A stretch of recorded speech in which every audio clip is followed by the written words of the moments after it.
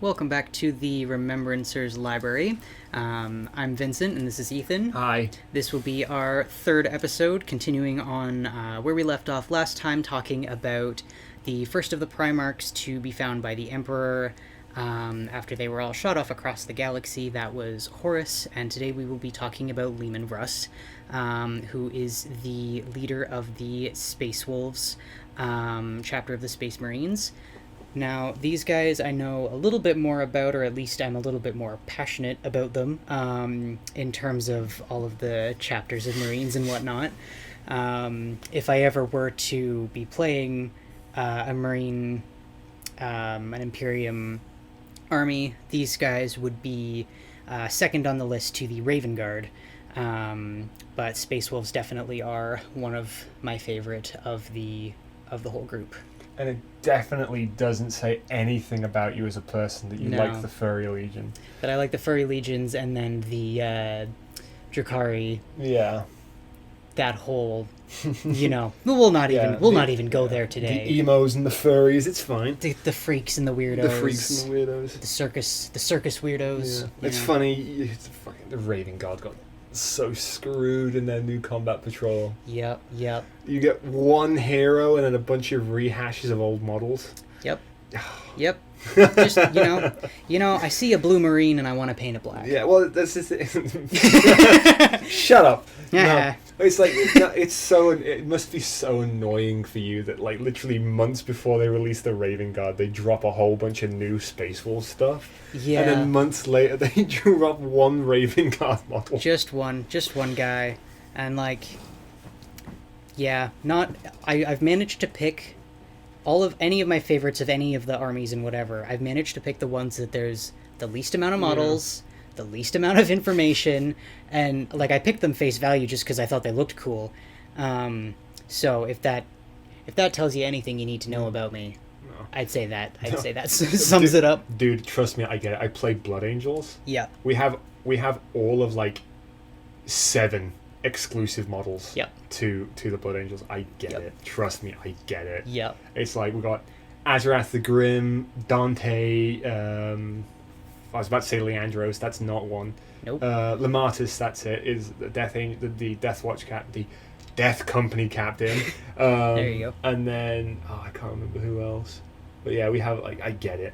It's Space Wolves, and the friggin' Ultramarines are the fan favorites for some reason, and I don't know why.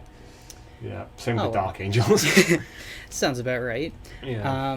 But yeah, so Leman Russ in this episode, our focus, the second Primarch to be found.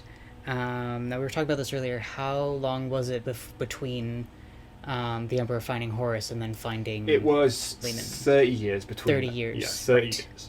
Yeah. Right, because then there was that whole father-son bonding time, and then now Leman comes in as the youngest child, for a time being here. So now, do you want to take the mic for a little bit here? Or do you want me to for sure. Bring this up quick as well. Is the ages of the Primarchs is a little bit iffy too. One of the reasons that they might have found Leman Russ later on is because he came out of the warp a little bit later on after the thing. Because they grow really quickly, so you have no idea how old they are unless they outright tell you how old they are. Yeah, and they live for hundreds of years, so it's kind of hard to gauge, Yeah. So Leman Russ was found on the planet of Fenris. Fenris is a fun icy world. It's considered a death world. It's a legitimate death world, unlike Chthoniya, where it was basically a death world. Yeah, this is actually just about inhabitable. Is why that's the thing is Fenris is barely inhabitable. Yeah. You've got one spot where people can kind of live okay, and the rest is just ice. Yeah, and not all year round. Not all year round. They have the Great Year. Yes. And that is it goes across the space of about two imperial years. Yeah. So the Earth 2 years of terror is one Fenrisian year. Yes. So basically, in those 2 years, the first half of the year, or the first Imperial Standard year, is a nasty, icy death. Go out of your home, it's -4. Like an Albertan winter. Yeah. And then The second half of the year is like a very hot spring. But the thing is that the way that the orbit around the wolves, the Eye of the Wolf, their sun, is that it goes out very far. Yeah, so it's whereas Terra orbits on like an actual circle, like in the Goldilocks area of the solar system. And Fenris is on more of a like an oval shaped path. I think is what. It's very like it pushes out like it would go from like where Earth is now, probably like out to Saturn to Jupiter. Yeah, is what it is. So when it goes around the sun, we get like the ice melts really quickly. Yeah, and it pours into the magmatic underneath of Fenris, causing huge islands of volcanic rock to come bursting out of the ocean, basically tsunamis splashing up against any landmass that exists and all that stuff. It's just a bad time all around living on Fenris, unless you live on the only continent that is anywhere good, which is the continent of, where is it in the notes? Asherheim. Yes. Asherheim, sorry. Which is basically their North Pole. Their North Pole. Their northernmost point on Fenris is the most inhabitable place on Fenris. Yes. The most habitable. Yes. Yes. Oh yeah, most habitable, not most inhabitable. Yes. I guess by that point the South Pole is the most inhabitable place on Fenris. Yep, something like that. Yeah, like it's just a bad place to live. Yeah. Every animal on the planet is adapted to how Fenris is, which means that they want to kill you no matter what. They're just gonna like everything is massive too. You got giant wolves, giant mammoths. Yeah. Survival of the fittest to an extreme degree of it's just bloodshed. Now, mind you, that's just kind of the whole theme of this entire universe. However, this comes into play because Leman is shot out through the warp and he lands on this planet and then is found by wolves. Yes, by a she-wolf. A Fenrisian she-wolf. Yes. And where... they're called Thunderwolves. Thunderwolves. They're called the Thunderwolves. Because they're bigger, larger, and faster than a regular wolf. Exactly. Yeah. So, here comes the power of the thunder. Yeah. So... No wolf! He is found by one of these wolves, and where, usually that would just be instant death. I mean, instant death would be him landing on this planet. Yeah. At all. I mean, if he wasn't a Primarch, it would have just been... He would have died in the crash. Exactly. Exactly. Yeah. But yeah, he's found by this she-wolf, and for some reason she's like, no, I want this one. Yeah. And then raises him alongside her own. Yes. She raises him she raises him with two brothers. Yes. Two Wolven brothers. They have names. Yes. They are Frecky and Gary. Yes. His two brothers, Freggy and Gary. He's raised by those two brothers, two Wolven brothers. Doing as wolves do. They go out looking for food. They go, hunting and all that stuff. Leman Russ. Fighting. Yeah. Leman Russ is literally, I was raised by wolves. Yeah. And like that whole thing of I'm so tough. I was raised by a wolf. He literally is that tough. He was raised by wolves. Ice cold on an ice cold planet. On an ice cold raised planet. by wolves. Yeah. He's like the toughest, coolest dude you've ever met. Yeah. Too bad he gets his shit pushed in constantly. Yep. Yep. But anyway, so one of these times when he is going across out hunting and foraging for food with his brothers, he ends up in the territory of the King of Russ, Thengir. Yes. He ends up in his territory, and Thengir is like, get me that child that is being raised by wolves. Yes, because I think there was like a skirmish with some guards or something like that. Yeah. Kind of. A skirmish implies that there was an equal fight. That's fair. So basically, they followed him. Yeah. Back to his pack, and he fought them off, and he was trying to protect his mother. Yes. Now they were using like poisoned arrows and sharpened swords and axes and stuff like that. He's just got his bare hands. Yeah, and I think wolf instincts. I think the injury that he actually got was being nicked by one of those arrows. I think that's why he ended up going unconscious. Because we'll find out later on, the only thing that would draw him unconscious would be a hit from another Primarch. Right. But so he ends up trying to protect his wolf mother, and she ends up, she dies because of the attack and everything like that. But Russ, he's no slouch. He he took down dozens of guards. Oh yeah. Yeah. Yep. Yeah, just with his bare hands. Yeah, bare hands, mono a mono. And just, on that instinct of trying to protect the only family that he's known up till this point. Yeah. But then, of course, he sees that they're human, they see that he's human. Yeah. And then they kind of have a tense stalemate to a, not quite a truce, but... Yeah, well, stalemate is rich of being passed out and dragged into the court of the king. Yeah, no, that's fair. Yeah. But I will say, though, the king was nice enough to let him keep his brothers after killing his mom. Yes. Yeah. Yes. But yeah, Frecky, Gary, and Russ, not known as Russ yet, not known as Leman Russ he's not been given a name.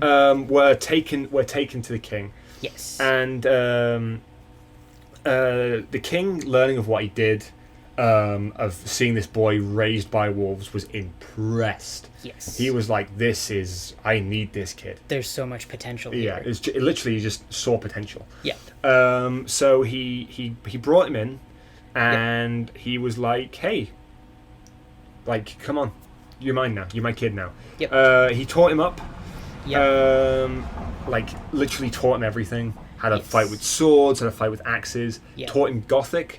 I believe low Gothic, yes. So not the hoity-toity high Gothic as it was. Yeah, it was low Gothic that he learned, but now he's slowly learning how to be human. How to be human again, yeah.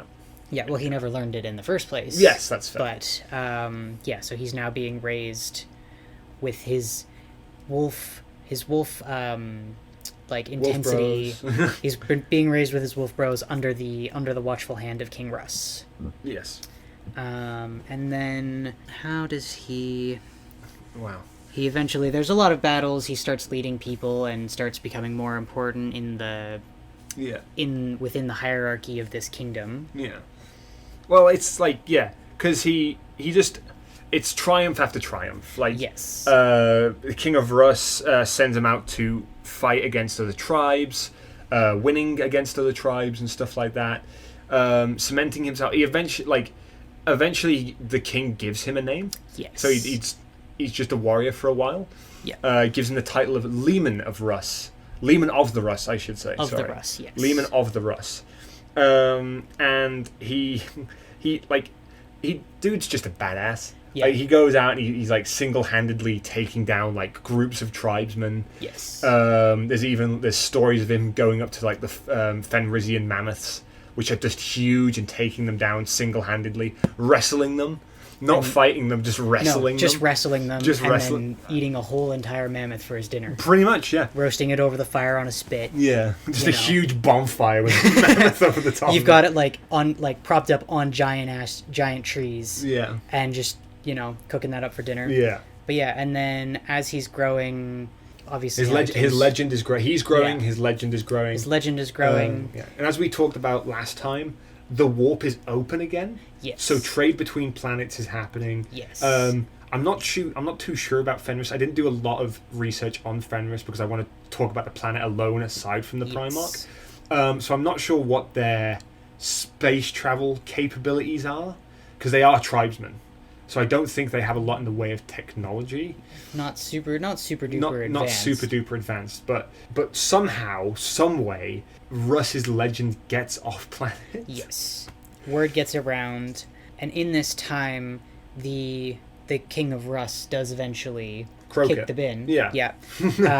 He wanders off into a good nap. Yeah. And a forever nap. Yeah. And Leman, obviously, as this fated warrior, becomes king of the Russ. He becomes the eventual leader of Fenris. Yes. Yeah. He does what all the Primarchs do. He unites the tribes. Yeah. Gets them all working together and everything. He becomes the King of Russ, King of Fenris. Yeah. As I said, his legend starts to get off planet.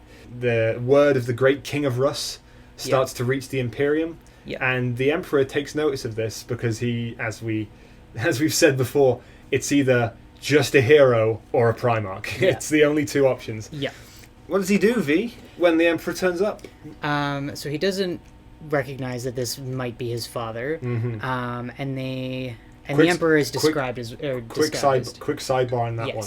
This is something that really annoys me, and it's another theory that comes up, is that the Emperor just walks up to Russ, and Russ is like, "Who are you?"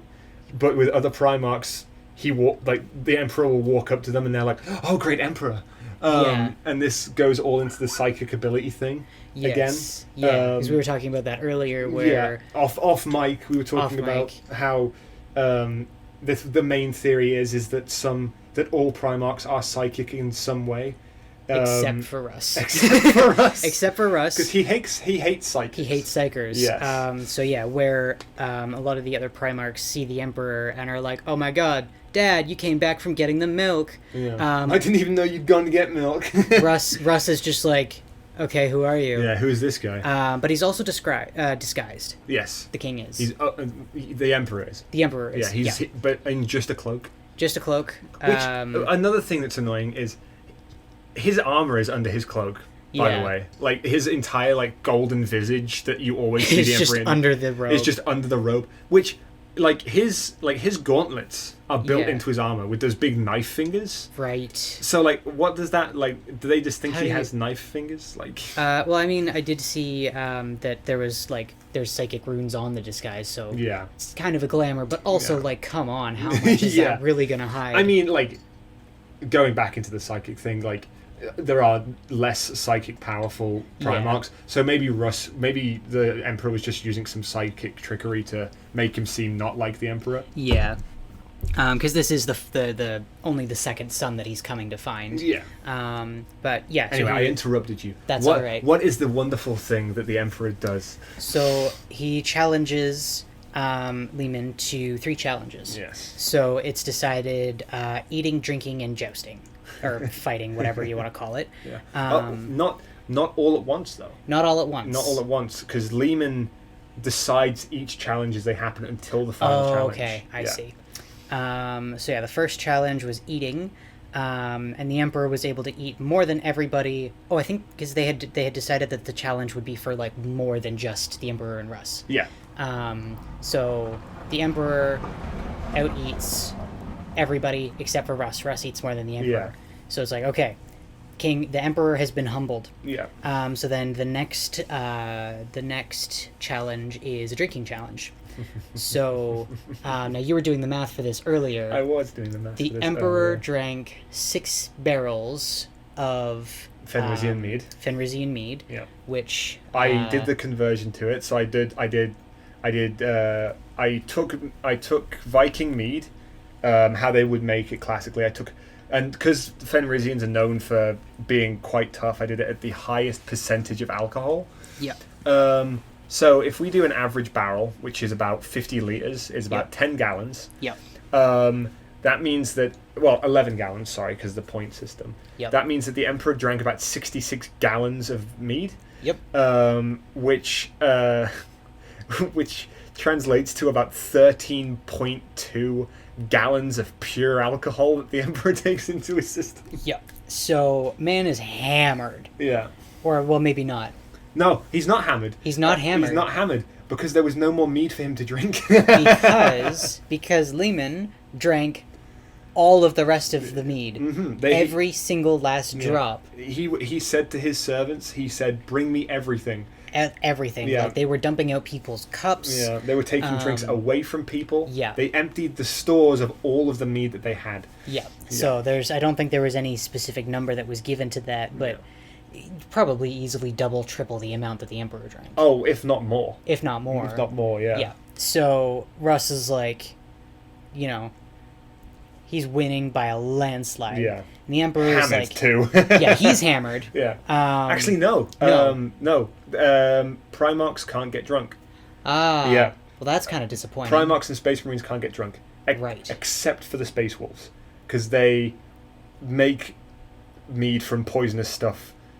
We'll talk about that later. They make they go through the motions of making alcohol that can get them drunk. Right. But it would literally kill you if you drank it. Right. So. Well, I mean, alcohol to regular humans is poisonous to a degree, so it's just about finding what poison. It's picking your poison. It's picking your poison, yeah. Exactly. Yeah. But also talk about it's the most Space Wolf thing in the world to be like, I can't get drunk.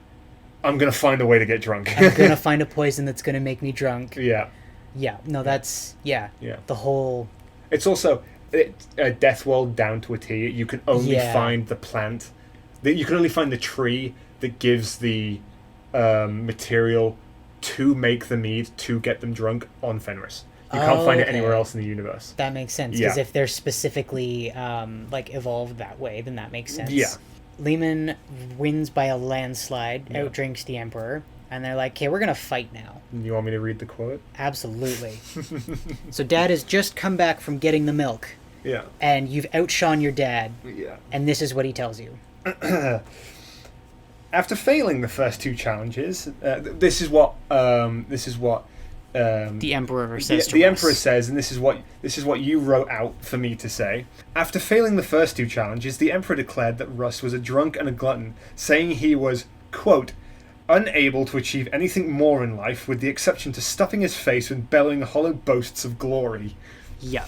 So the Emperor wasn't happy. No, he was not happy that his son has turned into something of a glutton. Yeah. But well, he became a Viking. He's basically just a space wolf Viking. Or something that's very uncommon in the world of Warhammer. Happy. Yes. Yeah. Yes. I'm just pulling up that note there. So then they're gonna fight now, because they're both kind of mad at each other. Yeah. So the Emperor reveals his true form. Mm-hmm. Taller than any man, standing there. He's got the whole the lights shining on him, all when the angels do the whole here's the guy. Cherubims with trumpets, the whole kind of deal. Yeah. So let's fight now. Yeah. This time, Leman doesn't get very far. No, he gets his ass kicked. Yeah. Yeah. And he gets left with a permanent scar. Yes. He gets one of his fangs. Oh, by the way, Leman Russ has fangs. Of course. Yeah, one of his fangs gets broken by the Emperor, and it's left as a permanent reminder of his fealty to the Emperor. Yes, because each of the... I can't remember if we went over this in the very first episode, but each of the Primarchs had a little bit of a diversification We went over it in the first episode, but we didn't go over it in Horus. Yes. Because Horus was basically just the perfect recreation of the Emperor. Yes. Quote unquote. Quote unquote. And then Leman had some sort of wolf DNA spliced with his own. So the whole Primarch project was splicing together different types of DNA to see which one would work as the perfect son. Exactly. Yeah. And then back to that theory that you had earlier about everything happening for a reason. Yeah. This one Primarch who has been spliced with wolf DNA ends up on a wolf planet that's named Wolf. Also, we keep referencing this theory. We need to talk about it if we're going to keep referencing it. That's fair. And that's on me. I just keep not talking about it. So the theory is that that all the Primarchs were put on the planets that they were put on for a reason. Yes. Like Sanguinius was put on Baal, Horus was put on Chthoniya, Leman Russ was put on Fenris. Yep. It's because every single Primarch is perfectly suited to the planet they land on for some reason. Yes. And with the two that bring me to this conclusion are Leman Russ and Vulcan. Because Vulcan has his blackened skin before he comes to the planet that he lands on. Yeah. I can't remember the name off the top of my head. But he already has his blackened skin before he lands on the planet he comes to. And then the native people there have blackened skin. So how could he have blackened skin if he wasn't born on that planet? Exactly. And then with Leman Russ landing on Fenris with his wolf-like features and being raised by wolves, there's no way that Tzeentch isn't involved. Tzeentch is the big player here. This cannot be written off as Games Workshop just making this convenient. This is gotta be... it totally can be written off as Games Workshop. They're writing it as convenient, but it's quite clear that something else is going on. Exactly. Yeah. Exactly. It can be taken as face value, or it's there's greater powers, i.e. Tzeentch. Tzeentch, yes. Yeah. He's the god of mischief. He's Loki. There has to be something going on. Exactly. I refuse to believe that there isn't something going on. Exactly. Yeah. And that's the big theory is that they are being put on these planets specifically to get them into the perfect position to get the galaxy ready for the chaos gods to take them over. Yes. Yeah. Yeah, so now we've got this wolf guy. Fang.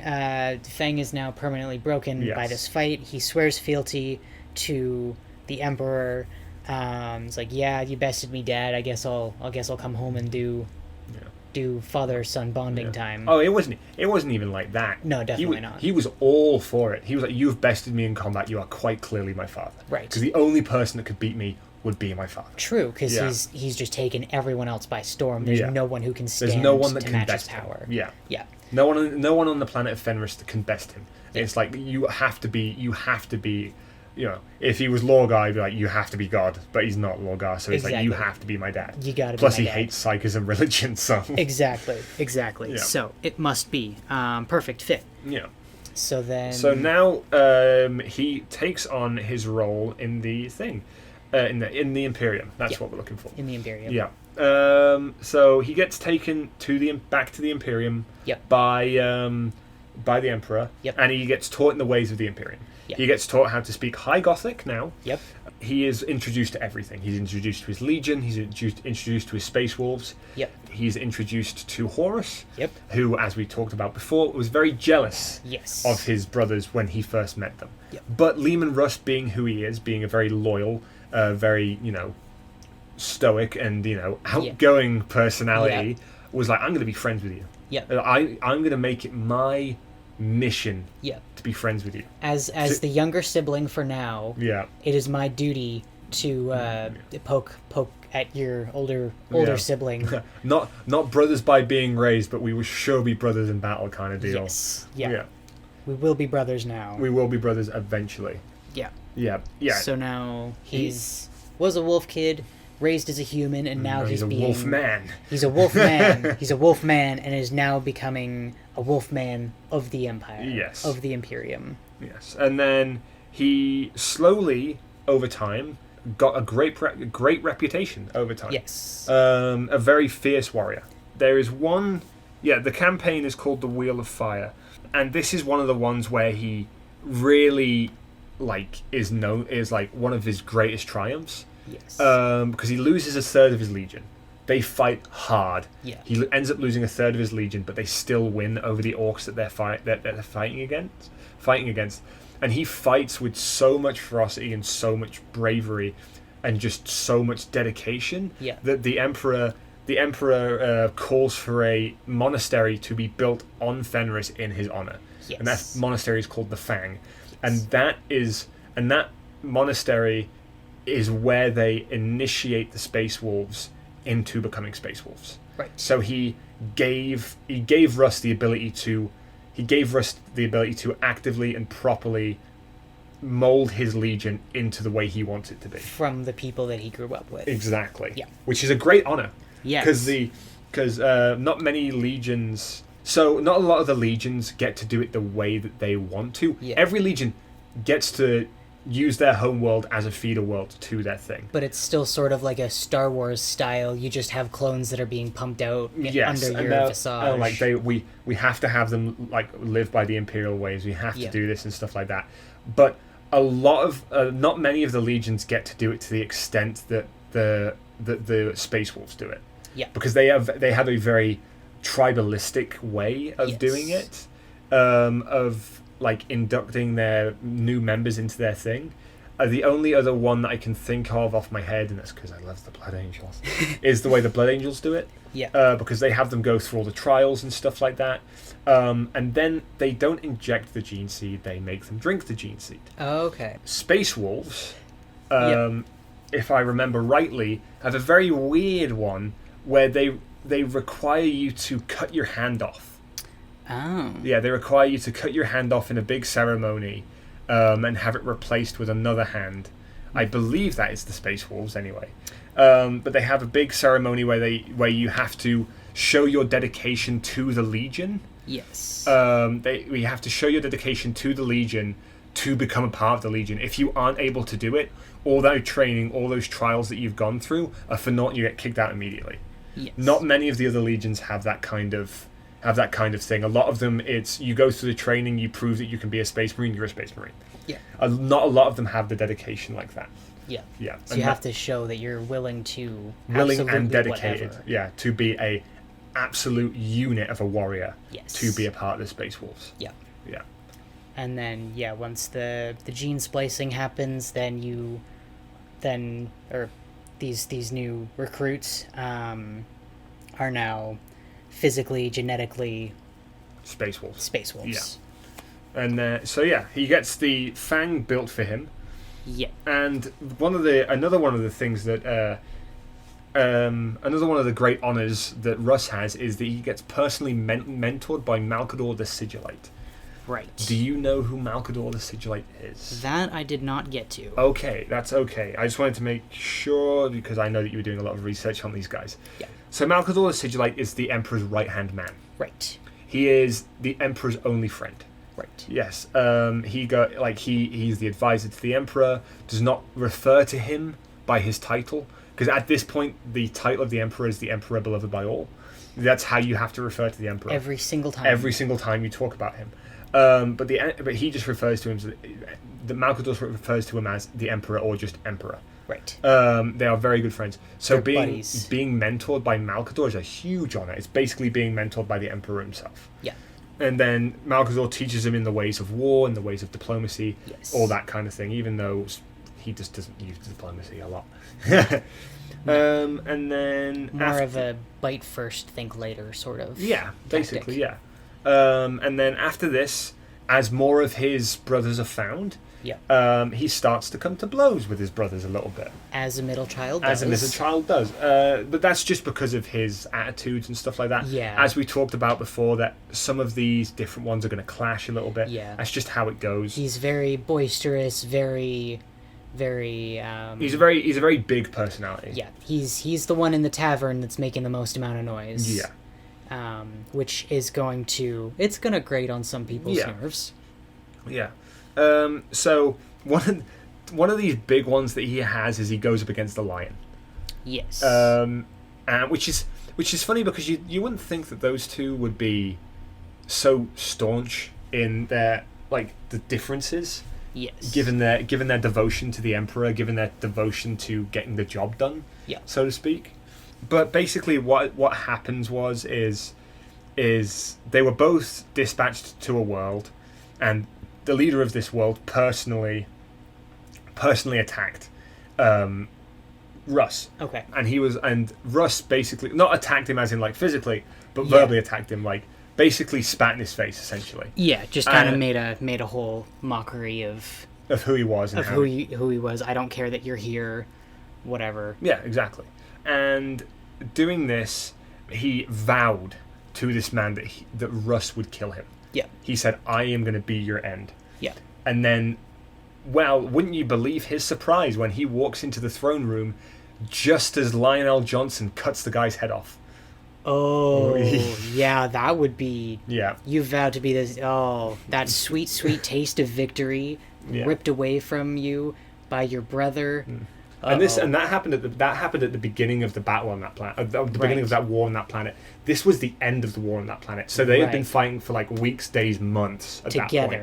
Together to get to that point, and then he walks in the door to see his brother cutting the head of the guy he vowed to kill. That's gonna cause some problems. Yeah, it did cause a problem. A problem that ended up in a non-stop 1-week battle between the two brothers.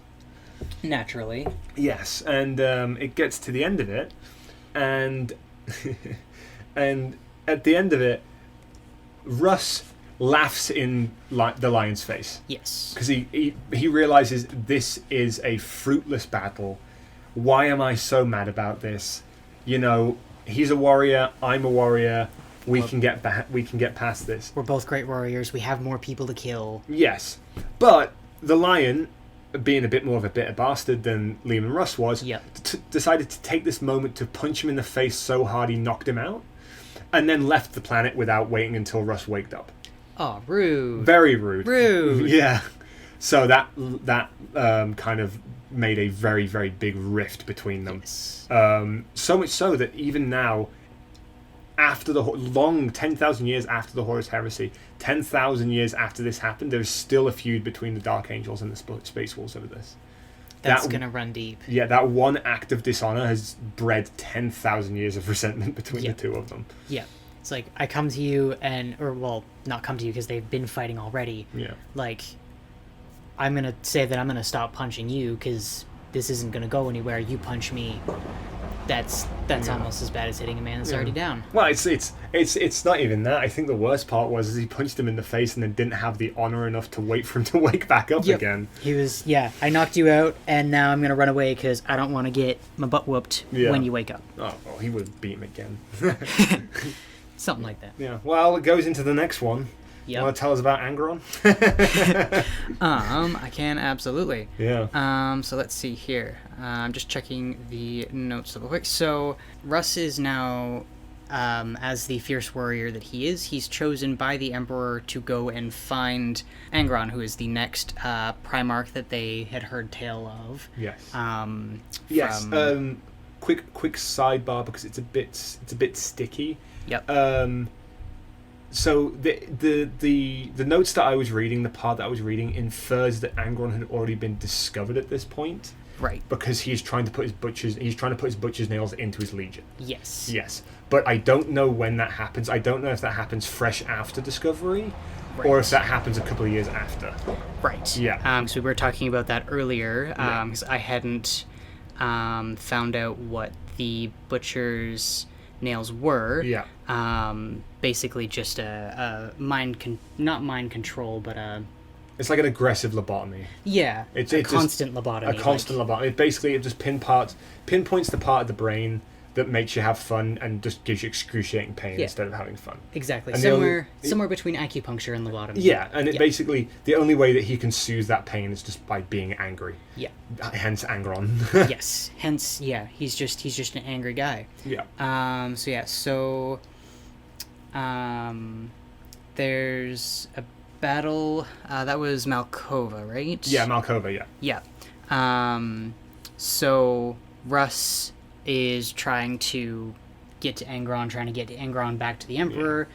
The Emperor says, hold on, like, this might not go super well, chill out a little bit. Yeah. And then Angron defeats Russ. Yeah. Right? Yes, because he says, look, you've got the skill, I know you can take him down, but I don't want you to kill him. Yeah. Because that's Russ's whole thing, is like, if he's going to fight someone, he's going to kill them. Yeah. Unless he decides not to. Yes. Hence the lion. Angron takes that moment of opportunity to put Russ down. Yeah. And in doing so, he kind of messes up and lets Angron's legion be taken by Angron to have the butcher's nails put in. Because as he's trying to put the butcher's nails in, it's killing a lot of his legion. Right. Yeah. So he is losing people left, right, and center because he wants them all to be like angry. Him. Yeah. He wants them all to be angry. He wants them to be war machines. He wants them to not care about. He wants them to fight without mercy, like he does. Exactly. Yeah. He wants them to use rage in battle, like he does, to be better warriors. Exactly. Yeah. But in doing so, he's killing majority of his. Yeah. It's literally it's Astartes after Astartes just coming in by the order of their Primarch just to die. Yeah. Because these butcher's nails are old technology. Yeah. Like pre-Age of Strife technology. Right. So they're like, they don't understand them. Not even the AdMech understands what they do or how to put them in. Okay. The only reason that they were able to be put into Angron's head is because they were on the planet where they were used constantly. So the only people that know how to use those were killed off by Angron when he came back for revenge for what happened on his planet. Right.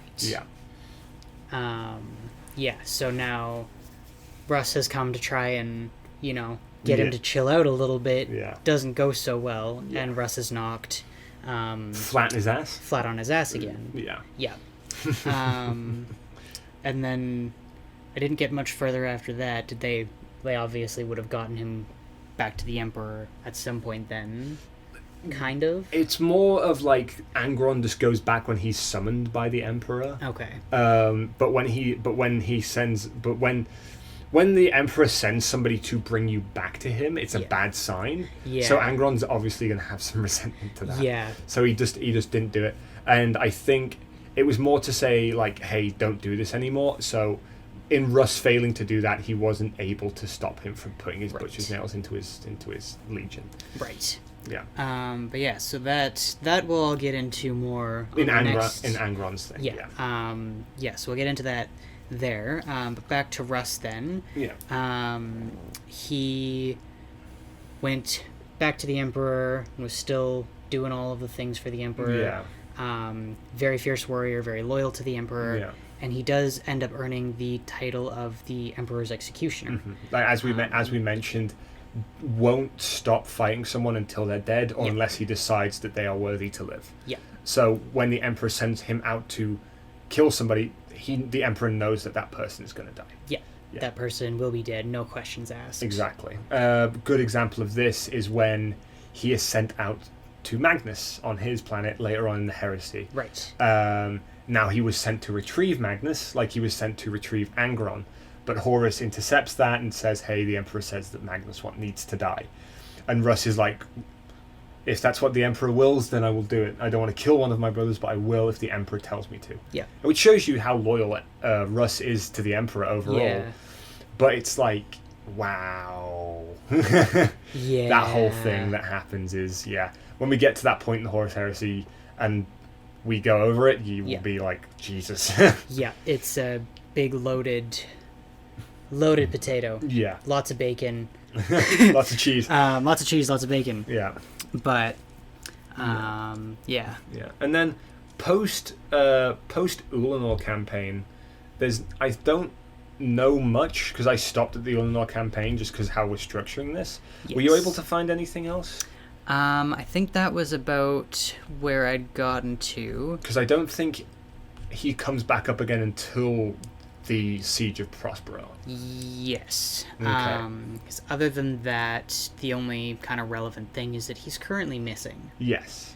Post Post-heresy, he heresy, disappears. He disappears. He takes his legion into the warp, right? Yes, Okay. because he had a vision of some sort, and mind you, he hates the Psychers. Yeah. But he had where was that in my notes here? He had a disturbing vision. He took just the warriors of his own personal squad, Okay. which were called the Verigir,